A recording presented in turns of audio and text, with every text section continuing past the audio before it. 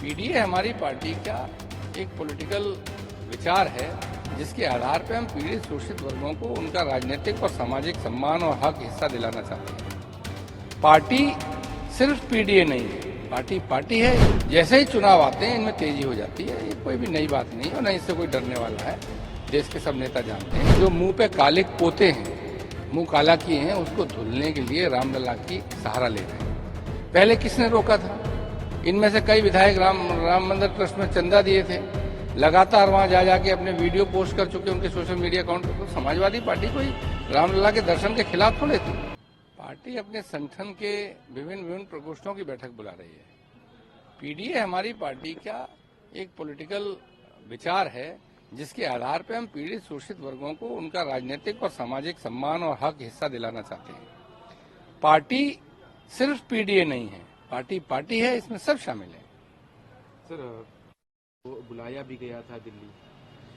देखिए, ये कोई देश से अलग बात नहीं है। पूरे देश भर में जहां जैसा मौका लग रहा है सीबीआई और ईडी भेज के लोगों को डिस्टर्ब किया जा रहा है, लोगों को प्रताड़ित किया जा रहा है, कुछ लोगों पर मानसिक दबाव बनाया जा रहा है, कुछ लोगों की रोज की दिनचर्या को डिस्टर्ब करने के लिए इन संस्थाओं का प्रयोग हो रहा है।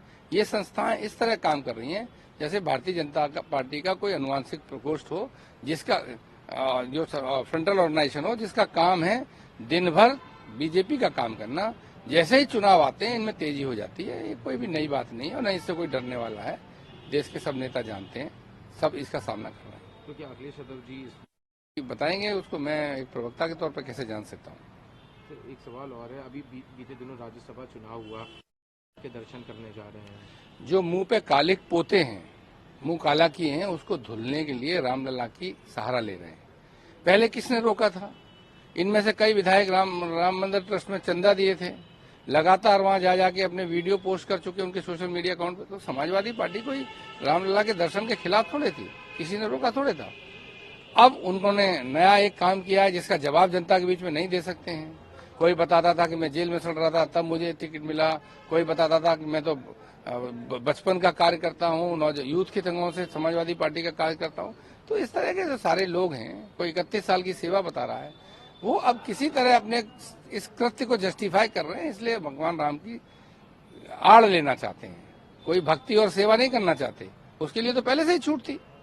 एक सवाल और है, अभी दिल्ली सरकार ने उसमें एक नया डिसीजन लिया। वहाँ की पुलिस ने कहा है कि जो भी किसान उपद्रवी हैं उनके सभी वीजा और पासपोर्ट कैंसिल कर दिए जाएंगे, उनको सीसीटीवी से चिन्हित किया जाएगा, इनको बाहर से लाया गया है। केंद्र सरकार की न कोई साख है, न केंद्र सरकार की कोई हैसियत है। केंद्र सरकार की पोजीशन ये है कि वो अपने हिसाब से सुविधाओं को यूज करती है। जब उसे लगता है वो किसान को खालिस्तानी कह देती है, जब उसे लगता है तो वो किसान को जो है देश का अन्नदाता मान के उन काले कानूनों को वापस ले देती है।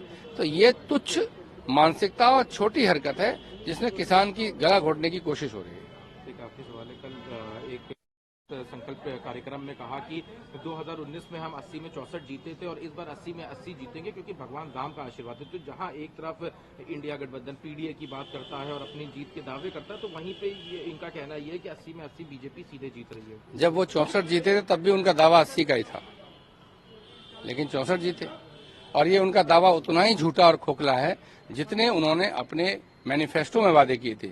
न 2 करोड़ कहीं रोजगार साल पर ईयर दिए, न इन्वेस्टमेंट के नाम पे तमाम खर्चा कर रहे हैं, न कहीं कोई इन्वेस्टमेंट जमीन पे दिख रहा है, न कोई रोजगार दिख रहा है।